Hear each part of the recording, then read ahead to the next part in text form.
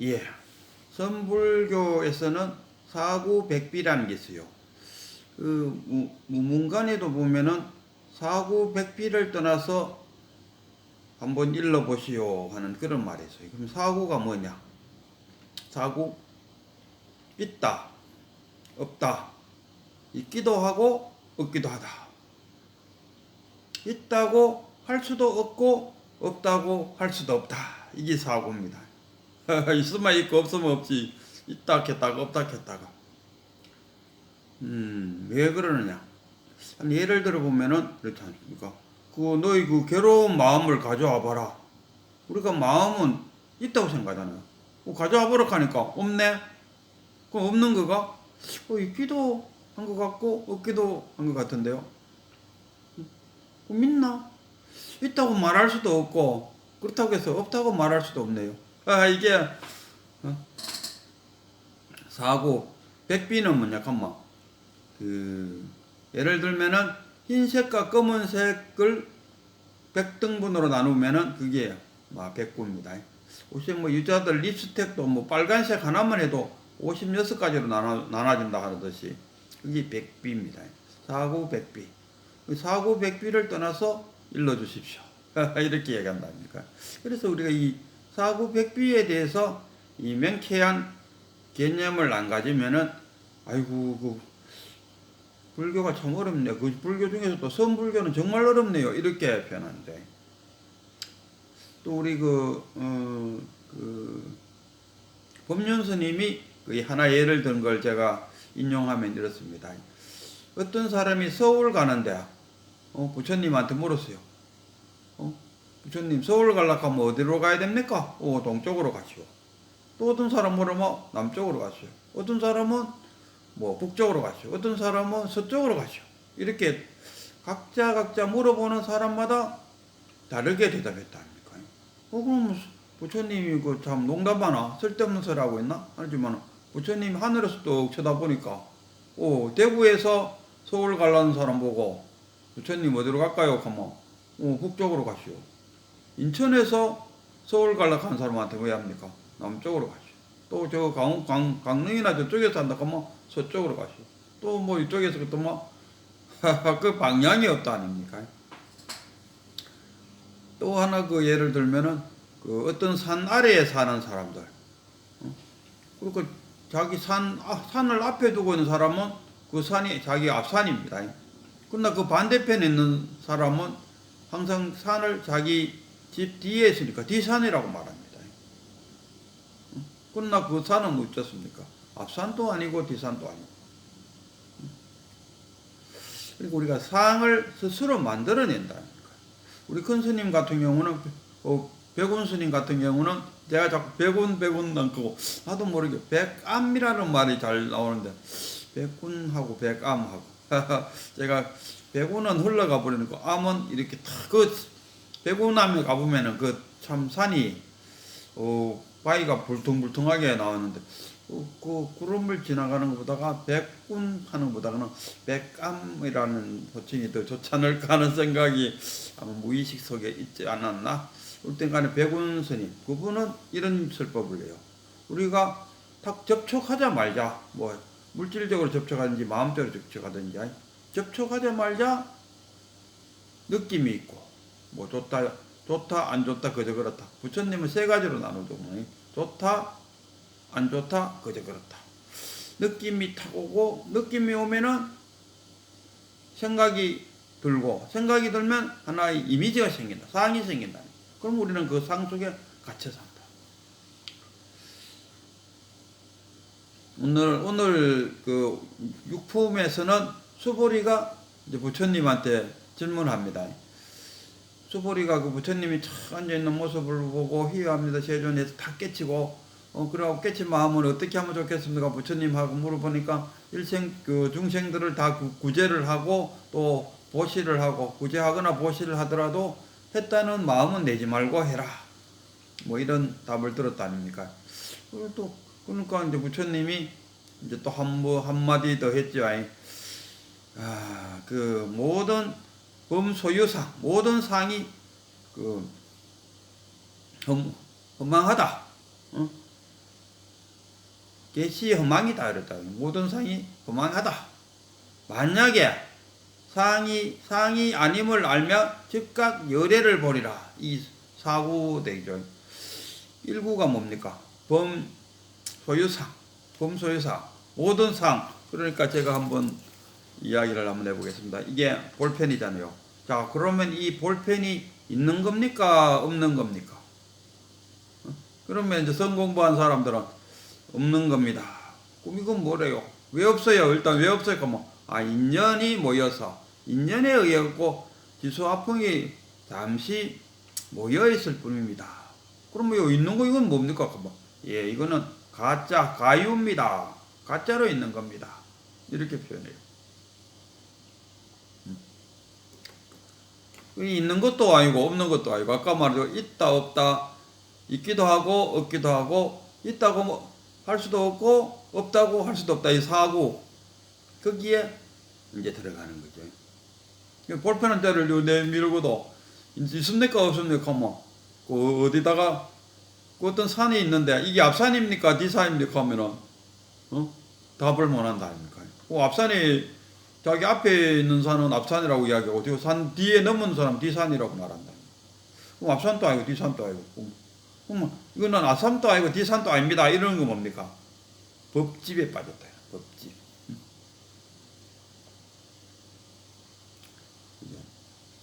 뭐 아지, 법집, 뭐 참 그 용어를 이제 좀 알고 나면은 그 무엇을 의미하는지 알고 나면은 그다음부터는 뭐 굳이 뭐 선불교가 복잡할 게 없어요.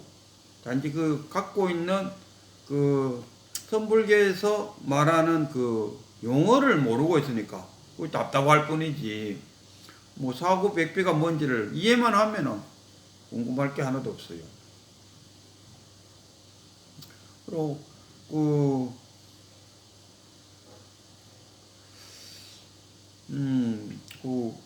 범소유상 이게 1구. 그게 1구라 하기보다는 그 또 뭡니까? 중도, 공, 현상, 색가, 공가, 중도가 있다. 이렇게 했을 때. 색이라는 게 뭐 범소유상, 계시의 허망이다 하면 공이고, 약견, 재상, 비상이면, 상이 아님을 알면 공이잖아요. 즉각 열애를 버리라. 그거는 뭡니까? 즉각 열애를 버리라. 이게 중도를 말한다. 근데 이게 사용하는 그 용어만 알면은 불교가, 특히나 선불교가 어렵지가 않다. 그래서 이제 육품에 들어와서는 이제 수보리가 이제 좀 뭔가가 미심쩍은 게 있었죠. 아이고 정말 그 사고백비라든가 그 오시를 하더라도 그 오시바람비를 하고 구제를 하더라도 일체 중생을 다 구제해도 구제했다는 생각을 하지 말고 이 진짜 정말 이런 좋은 법문이 부처님이 돌아가신 후에도 이 법문이 유지가 될까요? 부처님 돌아가시고 나면은 열반에 두고 나면 부처님 없을 때도 과연 이 법문이 유지가 될까요? 하고 수보리가 물어봤어요.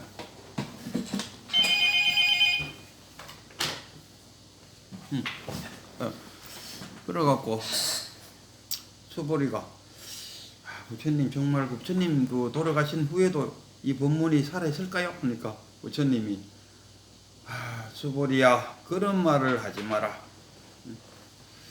500년 후에도 이 지금 우리가 금강경이 부처님 돌아가신 후에 한 2, 3세기 그때 부처님 돌아가시고 한 700년 정도쯤에 돼서 한 500에서 한 700년 사이 뭐 그 정도의 금강경이 만들어졌다 했을 때 문자가 있는 것은 아소카 왕이 했을 때 부처님 돌아가신 후 한 300년 후에 문자가 나왔다 아닙니까? 그래서 거기서부터 경전이 이제 편전됐다 하니까 그 이후에 그러니까 그 부처님 살아 계시다가 열반에든 그 500년 동안은 그 뭡니까 부처님 그 제자들도 하고 이 설법을 하면은 많은 사람들이 깨쳤다 하거든요.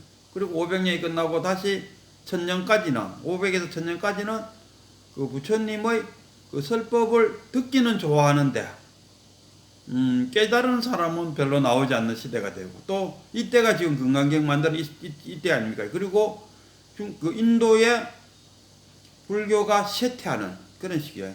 그리고 다시 1000에서 1500년 사이는 뭐 그 절도 짓고 뭐 이런 거는 좋아하는데 뭐 경전 공부하는 거는 싫어해요.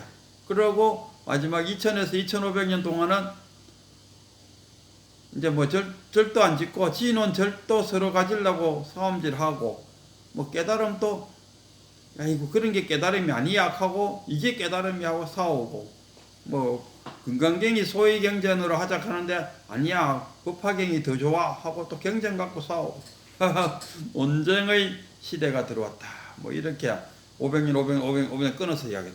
그래도 부처님 말씀대로 하자면 성근을 쌓은 사람들은 이 부처님의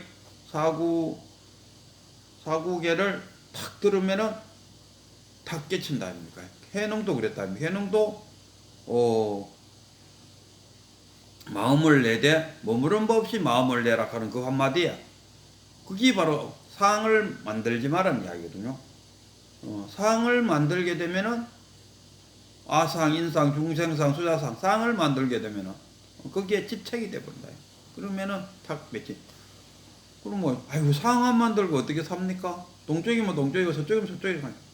그것은 부처님이 말씀하시는 인연 따라 동이 될 수도 있고 서도 될 수 있는 건데 굳이 동이다 서다 이런 이야기를 하지 말라는 이야기죠.